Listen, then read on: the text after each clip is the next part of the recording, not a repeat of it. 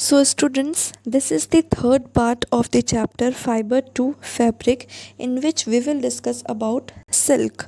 So, what is silk? Silk is the natural fiber which we obtain from animals. So, these are known as animal fibers. So, silk is a fine, strong, soft and shiny fiber obtain from सिल्कवॉर्म्स.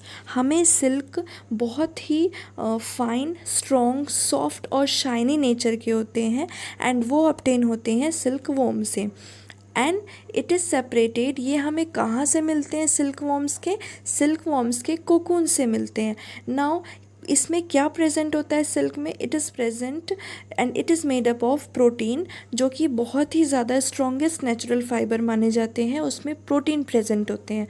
Protein क्यों present होते हैं? Because वो animal fibre से मिल रहे हैं. But do you know कि जब हम बर्न करते हैं उस नेचुरल फाइबर को, सिल्क को, देन उसमें से हेयर की स्मेल आती है. एंड क्योंकि this is the disadvantage of silk that it is, ये अफोर्डेबल नहीं है and it is very costly. ये बहुत ही कॉस्टली फाइबर होते हैं क्योंकि इनका जो अपीयरेंस होता है वो बहुत शाइनी होता है. आप लोगों ने सिल्क की साड़ीज़ देखी होगी जो कि शाइनी होती है, जो एक ऐसा प्रोसेस है जिसमें कि the rearing of silk worms for obtaining silk is called sericulture. Rearing, what is the meaning of rearing? When the, जब जैसे कि हमने पहले देखा था कि जो शिप होते हैं उसका रियरिंग, इट मीन्स कि जो हम जिस तरह से फूड, शेल्टर, हेल्थ केयर उनको प्रोवाइड करते हैं शिप को, तो हमने बोला था ये रियरिंग ऑफ शिप है. लाइकवाइज इधर हम सिल्क वॉर्म्स को हेल्प करेंगे, उनका हम केयर करेंगे. क्या प्रोवाइड करने के लिए? सिल्क प्रोवाइड करने के लिए. Then that process is known as sericulture. Now do you know कि जो चाइना है उन्होंने सबसे पहले सिल्क की इन्वेंट किया था कि वो कैसे सिल्क वॉर्म से हम सिल्क ऑब्टेन कर सकते हैं. सो आज जो हम सिल्क यूज़ कर रहे हैं, सिल्क क्लोथ्स यूज़ कर रहे हैं, उसका क्रेडिट हम दे सकते हैं चाइना को, because China he first country था जिसने सिल्क मेक किया था, सिल्क बनाया था उन्होंने. किससे सिल्क बनाया था उन्होंने? सिल्क वॉर्म से बनाया था. Okay, now we will discuss the how the silk is obtained from the life cycle of silk moth. तो हम सबसे पहले देखेंगे कि जो लाइफ साइकिल, हमको पता है कि हमें सिल्क वॉर्म से सिल्क ऑब्टेन होते हैं, बट जो लाइफ साइकिल है सिल्क मोथ की, हमें पहले वो देखना होगा. Okay, let's discuss with some images. मैं आपको वन पॉइंट की इमेजेस शो करूँगी, आपको उससे समझ आ जाएगा. So the life cycle of silk moth.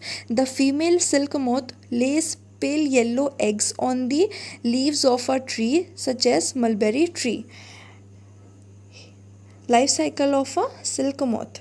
Then this is, जो फीमेल सिल्क मोथ होती हैं, लिसन केयरफुली, जो फीमेल सिल्क मोथ होती हैं वो येलो एग्स ले करती हैं. कहाँ पे ये येलो एग्स ले करती हैं? वो मलबेरी ट्री के जो लीव्स होते हैं उनमें, इस टाइप्स के.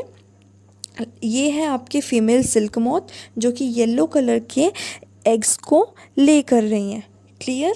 Now the second point is the worm like larva called caterpillars और silk worms hatch out from eggs in about 2 weeks. जैसे ही सिल्क मोथ ने क्या किया? येलो एग्स को ले किया. देन आफ्टर 2 weeks, जैसे ही 2 weeks हो गए, उसमें से लार्वा निकल के आते हैं, जिसको कि हम क्या बोलते हैं? कैटरपिलर और सिल्क वर्म. ये है आपके mulberry tree. Okay, this is the mulberry tree जिसके लीव्स में उन्होंने एग्स को ले किया है सिल्क मोथ ने.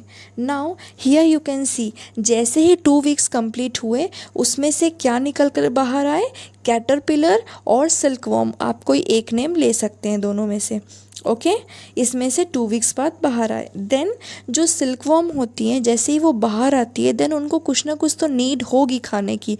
तो वो क्या करती हैं? वो फीड करती हैं जो मलबेरी ट्री के जो लीव्स हैं, वो उसे ईट करती हैं. लाइक हियर, वो क्या कर रही हैं?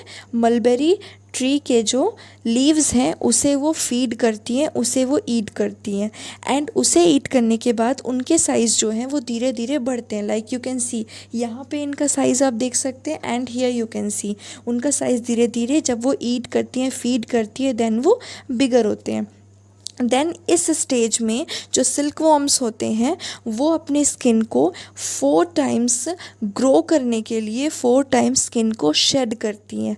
स्किन शेड करने के बाद में उनका एक सबसे मेन पॉइंट ये होता है कि लिसन, ये बहुत ही इंटरेस्टिंग टॉपिक है कि जो सिल्क होते हैं, सिल्क वॉर्म होते हैं, वो अपने हेड में, हियर यू कैन सी कि इनका जो हेड है, लाइक हियर इनका जो हेड है उस हेड में जो 2 ग्लैंड्स प्रेजेंट होते हैं। ओके, उनके हेड में 2 टाइप्स के ग्लैंड प्रेजेंट होते हैं। जैसे हमारी बॉडी में ग्लैंड्स प्रेजेंट होते हैं वैसे ही different type of glands, like आप लोगों ने चैप्टर 1 में देखा था, चैप्टर 2 में देखा था आपने कि जो हमारे बॉडी में पैनक्रियास प्रेजेंट होते हैं, they secrete pancreatic juice and liver secrete bile juice. वैसे ही इनके हेड में 2 टाइप्स के ग्लैंड्स प्रेजेंट होते हैं जहाँ पर वो सिल्क जो होते हैं, silk is formed in liquid form, silk को वो सेक्रेट करती हैं,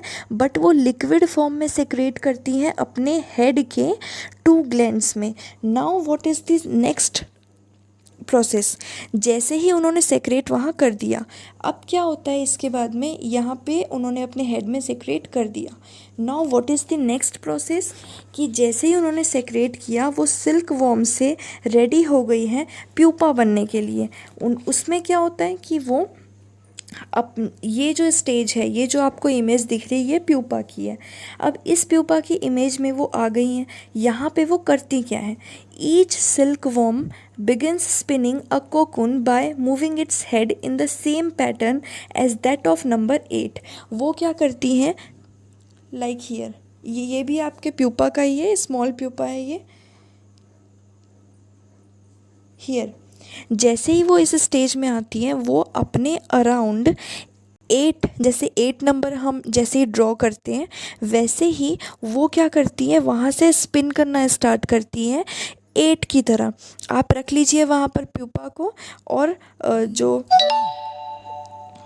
सिल्क वॉर्म होते हैं, ईच सिल्क वॉर्म वो क्या करती हैं, जैसे आप 8 नंबर को ड्रॉ करते हैं वैसे ही वो अपने आप को उधर में स्पिन करना स्टार्ट करती हैं। और जैसे ही वो स्पिन करना स्टार्ट करती हैं धीरे धीरे करके, जैसा आपको इस फिगर में दिख रहा है कि उनके अराउंड एक वाइट कलर का कुछ थ्रेड लाइक स्ट्रक्चर, जिसे हम कोकून बोल रहे हैं, वो बनना स्टार्ट हो जाता है। जैसे ही वो अपने हेड को 8 की तरह मूव करती रहती हैं वो सिल्क सेक्रेट करती रहती हैं। उनके हेड में लिक्विड फॉर्म में ऑलरेडी सिल्क प्रेजेंट है। अब जब वो मूव कर रही है अपने हेड को तो उसके हेड से एक छोटा सा होल होता है जिसमें से लिक्विड फॉर्म में जो सिल्क प्रेजेंट है वो बाहर आता है, और ये जो आपको वाइट स्ट्रक्चर दिख रहा है वो धीरे धीरे करके उसके आसपास में बनना स्टार्ट हो जाता है। बट मेन बात ये है कि जब उसके हेड में लिक्विड फॉर्म में प्रेजेंट था तो वो यहाँ आके सॉलिड फॉर्म में कैसे कन्वर्ट हुआ? सो द मैटर इज़ कि जब वो लिक्विड फॉर्म में प्रेजेंट था तो वो एयर के कांटेक्ट में जैसे ही बाहर आया उसके हेड से, एयर के कांटेक्ट में आते ही उसका जो लिक्विड सिल्क था वो कन्वर्ट हो गया सॉलिड फॉर्म में।